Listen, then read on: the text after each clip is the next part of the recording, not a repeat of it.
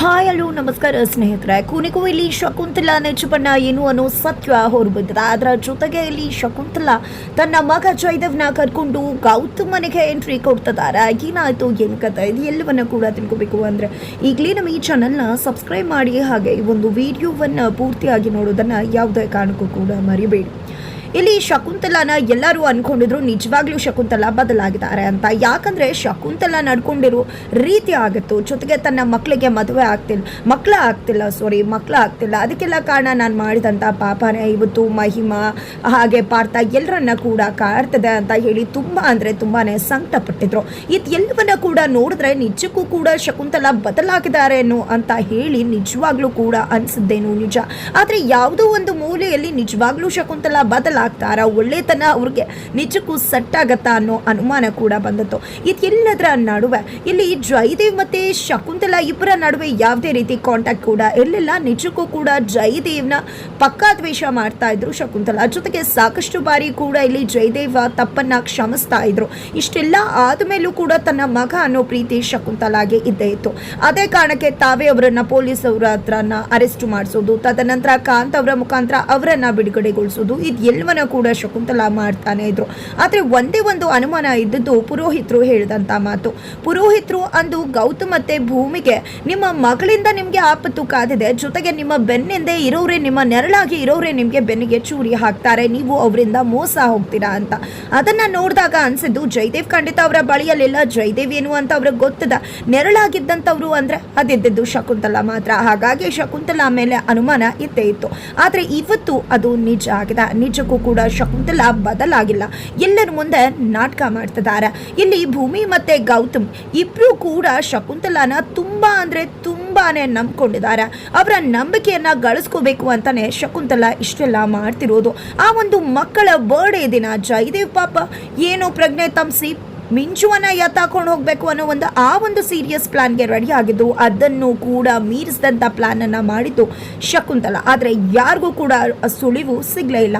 ಹಾಗಿದ್ರೆ ಶಕುಂತಲಾನು ಅಲ್ಲೇ ಇದ್ರಲ್ಲಪ್ಪ, ಇಂಥ ಒಂದು ಅನಾಹುತ ಹೇಗೆ ಗಟ್ಸೋಗಿ ಬಿಡ್ತಿದ್ರು ಅನ್ಕೊಂಡ್ರೆ ಅದೆಲ್ಲವೂ ಕೂಡ ಅವರ ಪ್ಲಾನ್ ನಲ್ಲಿ ಒಂದು ಭಾಗವಾಗಿತ್ತು ಅಷ್ಟೇ. ಯಾಕಂದ್ರೆ ಈ ರೀತಿಯಾಗಿ ಆಗತ್ತೆ, ಆದ್ರೆ ಅದನ್ನ ಪೊಲೀಸ್ ಅವ್ರಿಗೆ ಇನ್ಫಾರ್ಮ್ ಮಾಡಿದ್ರೆ ಅವರೇ ಬಂದು ತಡೀತಾರೆ. ಈ ರೀತಿಯಾಗಿ ಮತ್ತೊಂದು ವಿಲನ್ ಇದ್ದಾರೆ ಅನ್ನೋ ಎಚ್ಚರಿಕೆ ಕರೆಗಂಟಿಯನ್ನ ಶಕುಂತಲಾ ಗೌತಮ್ ಮತ್ತೆ ಭೂಮಿಗೆ ಪಾಸ್ ಮಾಡಬೇಕಾಗಿತ್ತು. ಅದೇ ಕಾರಣಕ್ಕೆ ಆ ಒಂದು ನಾಟಕವನ್ನ ಮಾಡಿದ್ದು ಶಕುಂತಲಾ.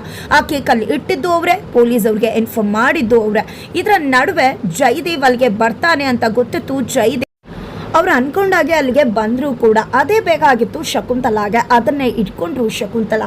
ಪೊಲೀಸ್ ಅವ್ರು ಬಂದ್ರು, ಆ ಕೇಕಲ್ಲಿದ್ದಂತನ್ನ ಆಫ್ ಮಾಡಿ ತಗೊಂಡು ಹೋದ್ರು. ಮನೆಯವರಲ್ಲಿ ಒಂದು ಆತಂಕ ಮೂಡ್ತು. ಇದಕ್ಕೆಲ್ಲ ಕಾರಣ ಜಯದೇವ್ ಅಂತ ಶಕುಂತಲಾ ಬಿಂಬಿಸೋಕೆ ಶುರು ಮಾಡಿದ್ರು. ಜಯದೇವ್ ಮೇಲೆ ತಾನೇ ಕಂಪ್ಲೇಂಟ್ ಕೂಡ ಲಾಡ್ಜ್ ಮಾಡಿದ್ರು. ಕಂಪ್ಲೇಂಟ್ ಅನ್ನ ಲಾಡ್ಜ್ ಮಾಡೋದ್ರ ಮುಖಾಂತರ ಜಯದೇವ್ ಮುಂದೆ ಹೋಗಿ ನಿಂತ್ಕೊಂಡ್ರು.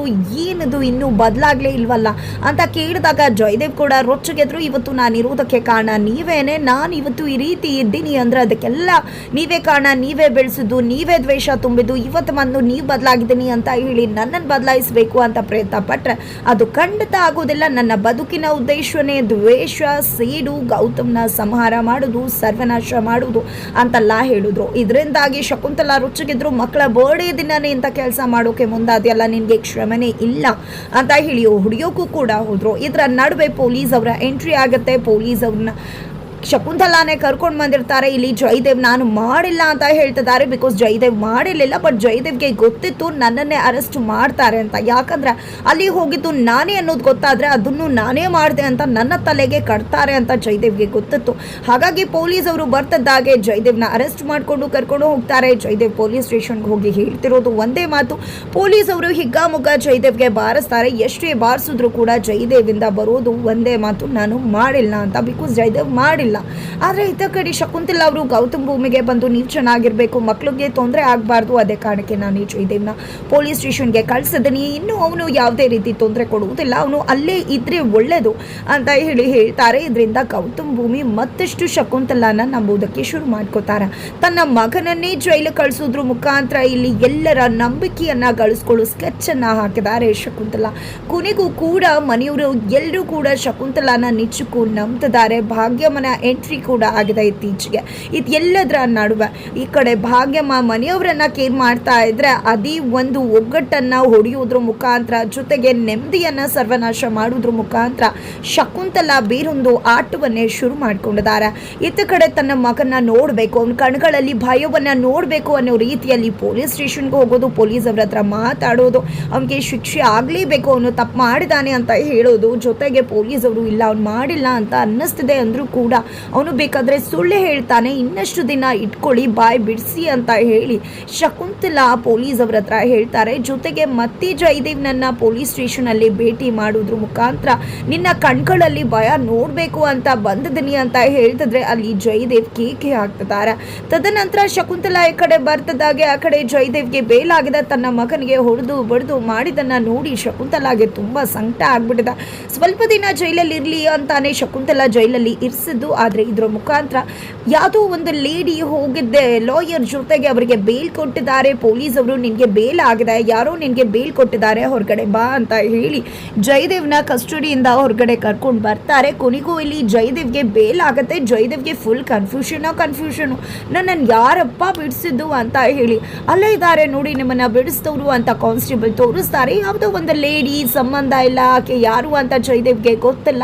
ಹಾಗಾಗಿ ಯಾರು ನೀವು, ನನ್ನನ್ನು ಯಾಕೆ ಬಿಡುಗಡೆ ಮಾಡಿಸಿದ್ರಿ ಅಂತೆಲ್ಲ ಕೇಳ್ತಿದ್ದಾರೆ. ನಿಮ್ಮನ್ನ ಬಿಡಿಸಿದ್ದು ನಾನಲ್ಲ, ನಿಮ್ಮನ್ನ ಬಿಡಿಸೋದಕ್ಕೆ ಒಬ್ರು ಹೇಳಿದ್ರು, ಹಾಗಾಗಿ ನಾವು ಮುಂದೆ ಬಂದು ಬಿಡಿಸಿದ್ದಾಯ್ತು ಅಷ್ಟೇ ಅಂತ ಹೇಳ್ತಾರೆ. ಹೌದಾ, ಯಾರದು ನಾನು ನೋಡಬೇಕು ಅಂದಾಗ ಆ ಕಡೆ ಲೇಡಿ ಕೂಡ ಶಕುಂತಲಾನ ಕಾಂಟ್ಯಾಕ್ಟ್ ಮಾಡ್ತಾರೆ. ಸರಿ ಆಯಿತು ಕರ್ಕೊಂಡು ಬನ್ನಿ ಅಂತ ಹೇಳಿದ ಒಂದು ಜಾಗವನ್ನು ಗೊತ್ತು ಮಾಡ್ತಾರೆ ಶಕುಂತಲಾ.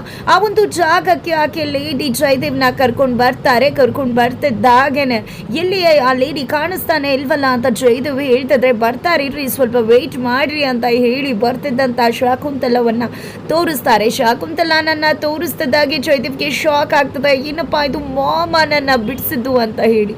ಆ ಕಡೆ ಜಯದೇವ್ ಅಮ್ಮನ ಮುಂದೆ ಹೋಗಿ ನಿಂತಿದ್ದೆ. ಮಾಮ್ ನೀನಾ ನನ್ನ ಬಿಡಿಸಿದ್ದು ಅಂದಾಗ, ಹೌದು ನಾನೇ ಬಿಡಿಸಿದ್ದು, ನನ್ನ ಮಗನನ್ನ ನಾನು ಜೈಲಲ್ಲಿ ಇರಿಸೋಕೆ ಬಿಡ್ತೀನ ಅಂತ ಇಲ್ಲಿ ಶಕುಂತಲಾ ಕೇಳ್ತಾರೆ.